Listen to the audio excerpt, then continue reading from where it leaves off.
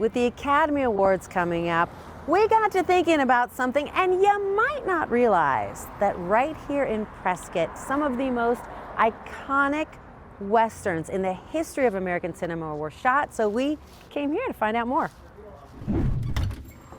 Bob? Howdy, ma'am. Thank you so much for having us. I know you were just on what you guys call your not-so-smartphone. Yes, indeed. Here at the Western Heritage Center. We're going to get the whole story on that payphone in a minute, but first, can you tell our audience in brief what you do here? Well, the Western Heritage Center is a 501c3 corporation, and we operate here with all volunteer help, no paid help at all, and we're dedicated to preserving the heritage of our area, of Arizona, of Yavapai County, and Prescott.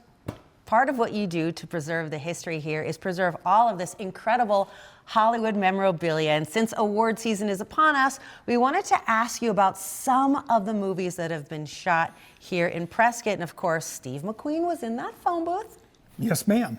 Yes, ma'am. When they staged the fist fight in the Palace Saloon, he and the leading lady ducked into that phone booth, and they were in there during the fight, smooching or necking, whatever they call it these days. And emerged after it, and that is the actual phone booth. Wow, there was smooching going on in there. Oh, yeah. Oh, yeah. As well as roaming charges. Oh, I don't know. Roaming, I don't want to go there. We don't. Speaking of roaming, this area has long been a beautiful backdrop for Westerns because of how it looks, how it feels. Why else were so many movies shot here? Well, it started back in the silent movie days in the 20s. And people like Tom Mix, who was the highest paid movie star in the world at that time, loved the area just north of town, the Dells, and they just found it so great for setting Western texture and that sort of thing. And also as far north as the south rim of the canyon. You mentioned texture.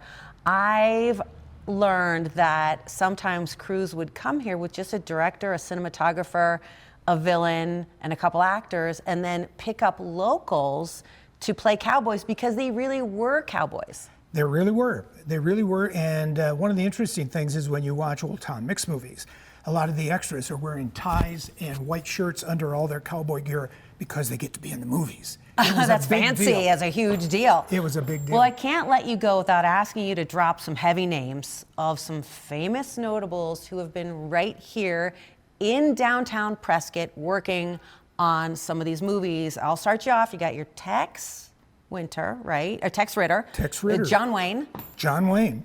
Who am I missing? Well, there was Randolph Scott, and of course you can bookend them with Tom Mix and Steve McQueen, and then all of those fit in the center. Tom Laughlin in Billy Jack.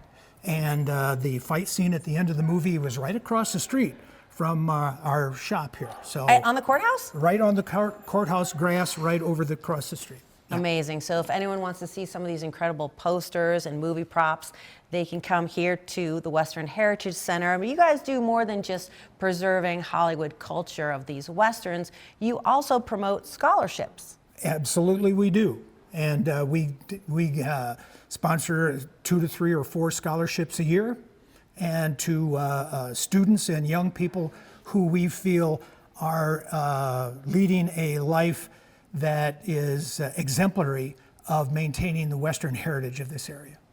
So you guys are always good guys. Oh, I don't wear a white hat, but I'm a good guy. Bob gave me an overview of your scholarship program, but I would love to hear some specifics from you about some of the teenagers y'all are helping. Okay, this is something that's extremely important to me. It's actually the first thing that I started when formed the foundation back in 2012.